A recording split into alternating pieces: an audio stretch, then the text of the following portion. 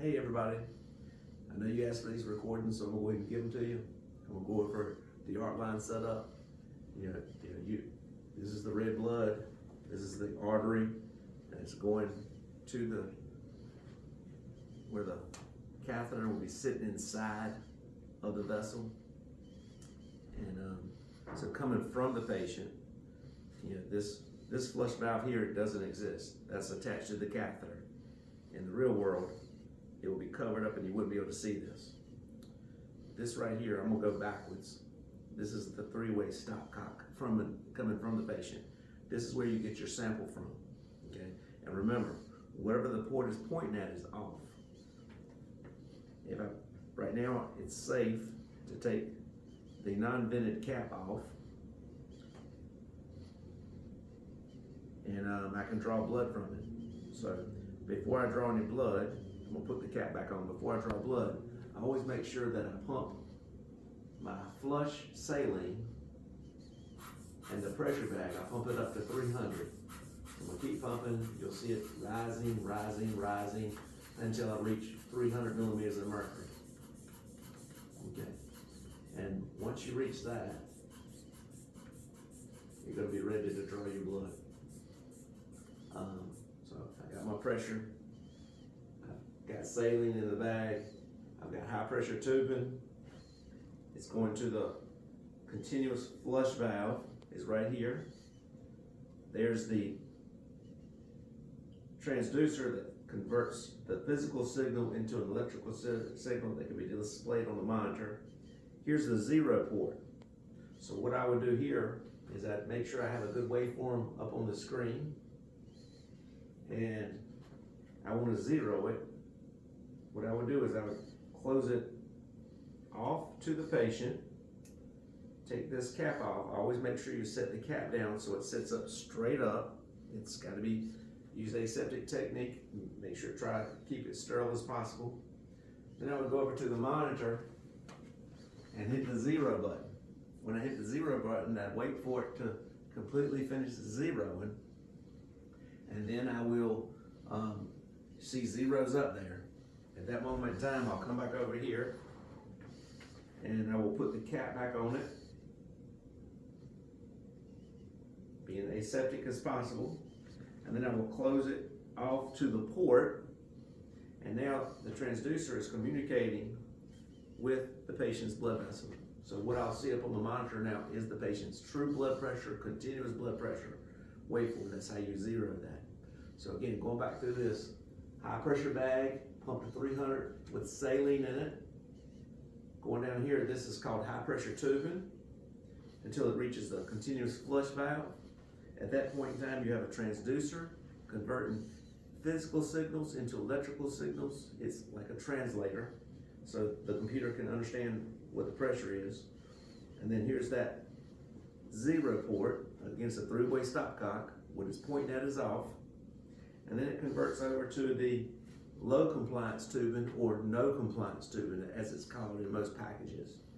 But it's really stiff and hard because this way it doesn't stretch. It can carry the true blood pressure because there's no valves. It takes the blood pressure in the artery and carries it all the way to the transducer, being the same two pressures. Now we're going to show you how to actually draw blood from this line. So first thing I would do is I need my gloves. I need 2 syringes. One syringe is the waste syringe, and the other syringe is for the purposes of the sample that I need. So here's my sample syringe. Here's my waste syringe. So the first thing I'm gonna do is always make sure you hold this, because you're gonna have to create some torque to break it loose. A lot of times people put them on there too tight. So remember, don't put them on there real tight and crank them on there. Sometimes you might actually have to take forceps to break it loose. So right now, it's open. It's dangerous to contaminate, so be real careful. Take your syringe that is sterile. I'm going to attach it to the port. Right now, I'm gonna close it off to the saline and the transducer, but now that means the art line is communicating with the syringe port, the sample port. I'm gonna draw off at least 3 mLs. Once I've done that, it is now safe. I've got all the saline out of the blood. I'm gonna cut it off in the habit of just to be safe and to make yourself easier to do your job. Get in the habit of just turning it off to the patient's blood vessel. Just turn it off to the patient. I'm gonna disconnect it. This will go in a sharps container, a waste container, to be discarded. Now I've got my blood gas syringe. I will attach it on here. Make sure you, again, make sure that you're holding this when you maneuver these things and put it on there fairly tight. And now I'm ready to get my blood and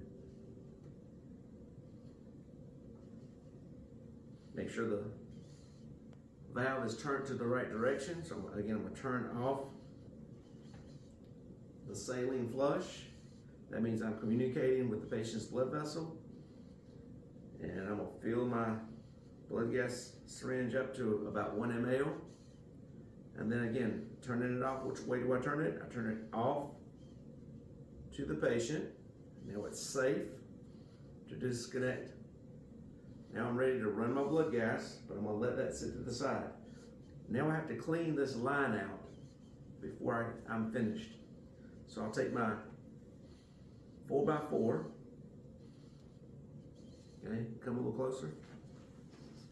So now I'm gonna take a 4x4, I'm gonna lean the patient's hand to the inside, okay? And so I'm on the outside of the patient. I'm gonna turn the patient over, their arm over just a little bit, taking real care not to make sure I do not touch the port. I'm gonna let the saline flush out of it. I'm gonna, over here, I'm gonna squeeze the flush valve, and over here you're gonna see the saline come out. So look over here. All right, so now I have cleaned it out and it's safe to cover this port up.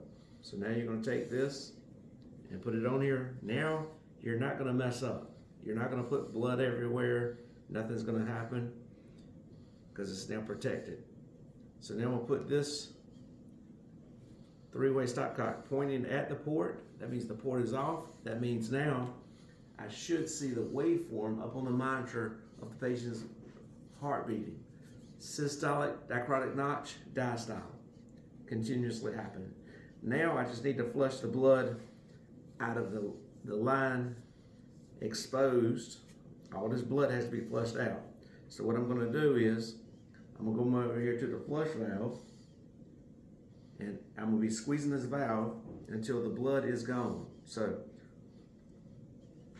look at both. And you see that I've now flushed all the blood from here until the catheter is inside the patient. Okay? Now I would discard this and run this blood gas, and I'm done. Document and you're done. In the video.